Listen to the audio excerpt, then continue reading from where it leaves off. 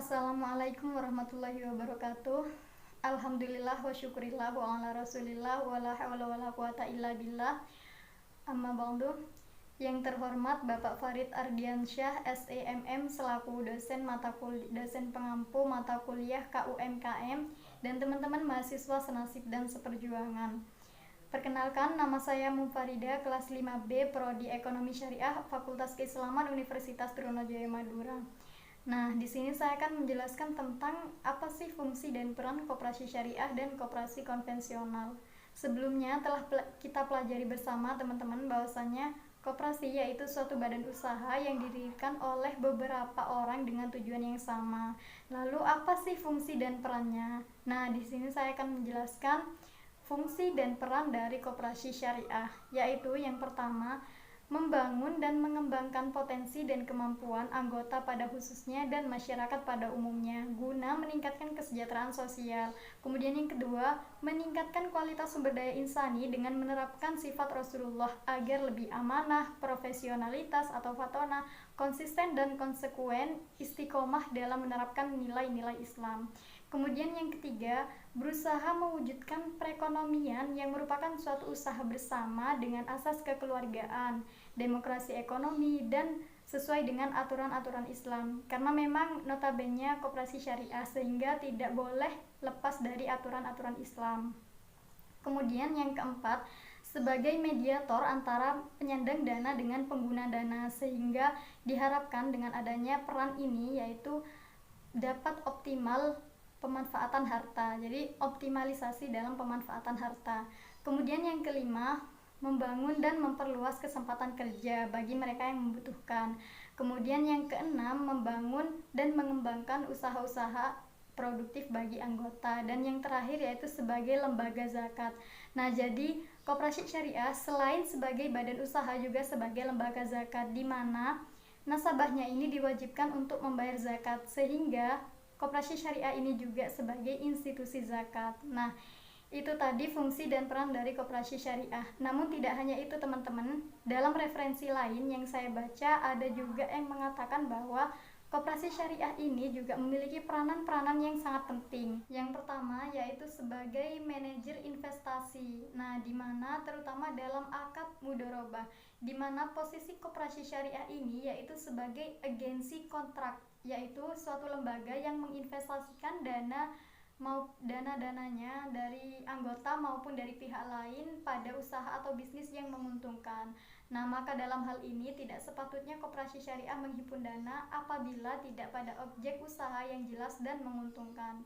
Kemudian yang kedua sebagai investor, yaitu menghimpun dana dari anggotanya kemudian diinvestasikan dengan pola investasi yang sesuai dengan syariah, yaitu salah satunya ijarah, sewa menyewa, dan kerjasama dengan akad musyarakah dan mudharabah. Kemudian yang ketiga yaitu sebagai fungsi sosial. Nah, dalam pelayanannya, koperasi syariah harus memberikan pelayanan sosial kepada anggota maupun kepada kaum duafa. Seperti misalkan ada salah satu anggota koperasi syariah yang membutuhkan dana darurat, sehingga koperasi syariah ini meminjamkan dengan pengembalian pokok, yaitu tidak dibebankan bunga atau penambahan biaya-biaya lain. Nah, itu tadi merupakan fungsi dan peran dari koperasi syariah. Selanjutnya saya akan juga menjelaskan fungsi dan peran dari koperasi konvensional, yaitu seperti yang tercatat dalam Undang-Undang Pasal 4 Nomor 25 Tahun 1992, yaitu bahwa fungsi dan peran koperasi konvensional yang pertama yaitu membangun dan mengembangkan potensi dan kemampuan yang ada pada anggota khususnya dan masyarakat pada umumnya untuk meningkatkan kesejahteraan ekonomi dan sosialnya.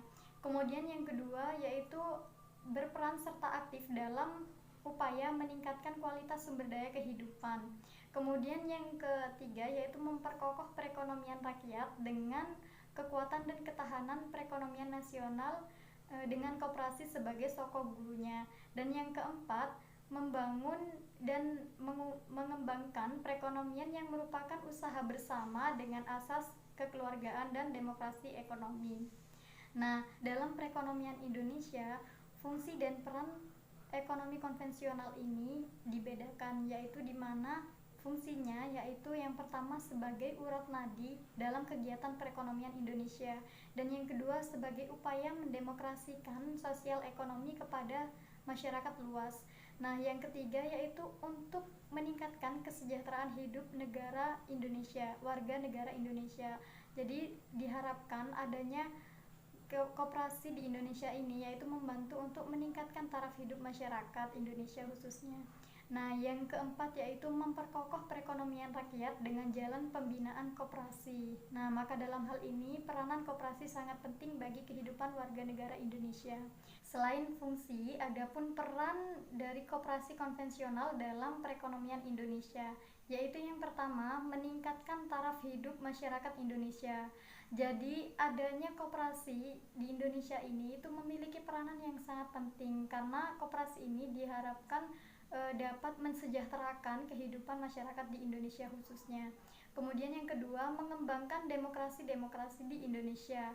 Dan yang ketiga yaitu mewujudkan pendapatan masyarakat yang adil serta merata. Jadi koperasi di Indonesia ini ikut membantu mewujudkan pendapatan masyarakat dengan adil, yaitu dengan cara menyatukan, membina, dan mengembangkan setiap potensi-potensi yang ada. Kemudian yang keempat, sebagai wahana untuk mewujudkan kepemilikan bersama dalam mencapai tujuan politik dan sosialnya. Nah, itu tadi peran dan fungsi dari masing-masing koperasi yang notabene syariah dan konvensional. Benarnya, peran dan fungsi dari kedua koperasi tersebut yaitu tidak jauh berbeda ya teman-teman. Jadi hanya saja karena memang yang satu notabene syariah dan satunya konvensional. Namun akan saya jelaskan sedikit perbedaannya, yaitu adapun perbedaannya dari kedua koperasi tersebut, yaitu yang pertama, jika koperasi syariah yaitu meningkatkan kualitas sumber daya insaninya dengan menerapkan sifat Rasulullah, yaitu agar lebih amanah, fatonah, dan istiqomah dengan menerapkan nilai-nilai Islam. Sedangkan konvensional cukup meningkatkan kualitas hidup masyarakat. Kemudian perbedaan yang kedua yaitu jika koperasi syariah itu berdasarkan dengan asas kekeluargaan, demokrasi ekonomi, dan prinsip-prinsip Islam. Namun jika konvensional hanya cukup dengan asas kekeluargaan dan demokrasi ekonomi. Nah, perbedaan yang terakhir yaitu jika koperasi syariah yaitu selain sebagai badan usaha juga sebagai lembaga zakat, sedangkan koperasi konvensional hanya sebagai badan usaha. Nah, itu tadi yang dapat saya jelaskan teman-teman, semoga bermanfaat. Kurang lebihnya mohon maaf. Akhirul kalam. Assalamualaikum warahmatullahi wabarakatuh.